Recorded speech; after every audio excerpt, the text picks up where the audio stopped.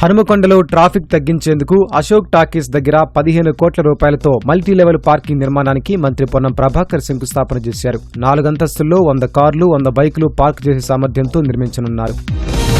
మొక్కజొన్న కొనుగోలు ప్రక్రియలో రైతులకు ఎలాంటి ఇబ్బందులు లేకుండా అధికారులు అప్రమత్తంగా ఉండాలని, రైతుల ఖాతాల్లో త్వరగా నగదు చెల్లింపులు జమ చేయాలని నాగర్ కర్నూలు ఎంపీ మల్లు రవి సూచించారు. నాగర్ కర్నూలు మార్కెట్ యార్డును సందర్శించి కొనుగోలు ప్రక్రియను పరిశీలించారు.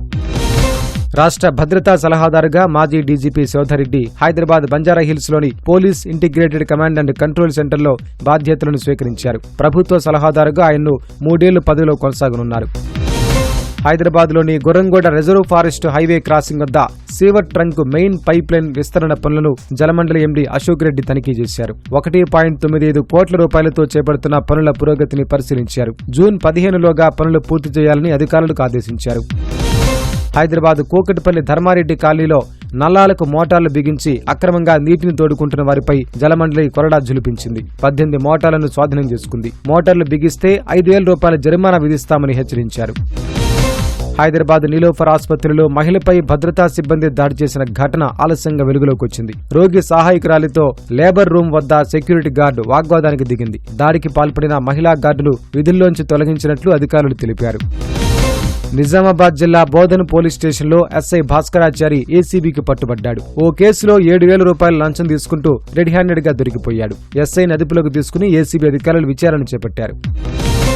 రాష్ట్ర ప్రభుత్వం చేసిన ఎస్సీ వర్గీకరణ ద్వారా మాలలు అన్ని రంగాల్లో నష్టపోతున్నారని మాల మహానాడు జాతీయ అధ్యక్షుడు చెన్నయ్య అన్నారు. హైదరాబాద్ సైఫాబాద్ లో రౌండ్ టేబుల్ సమావేశం నిర్వహించారు. రోస్టర్ పాయింట్స్ సహా ఇతర అంశాల్లో మాలలకు జరుగుతున్న అన్యాయాలపై ప్రభుత్వం వెంటనే స్పందించి న్యాయం చేయాలన్నారు.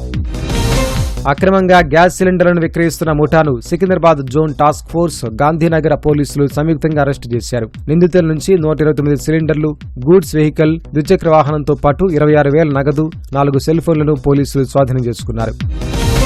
రాష్ట్ర ప్రభుత్వ సంగీత నాటక అకాడమీ ఆధ్వర్యంలో యువ నాటకోత్సవాలు హైదరాబాద్లోని రవీంద్ర భారతిలో ప్రారంభమయ్యాయి. 3 రోజుల పాటు జరగనున్న ఈ నాటకోత్సవాలను మంత్రులు గడ్డం వివేక్ వెంకటస్వామి, వాకటి శ్రీహరి ప్రారంభించారు. రాష్ట్రంలో యువ కళాకారులకు అవకాశాలు కల్పించడంలో యువ నాటకోత్సవాలు కీలక పాత్ర పోషిస్తాయని మంత్రులు తెలిపారు.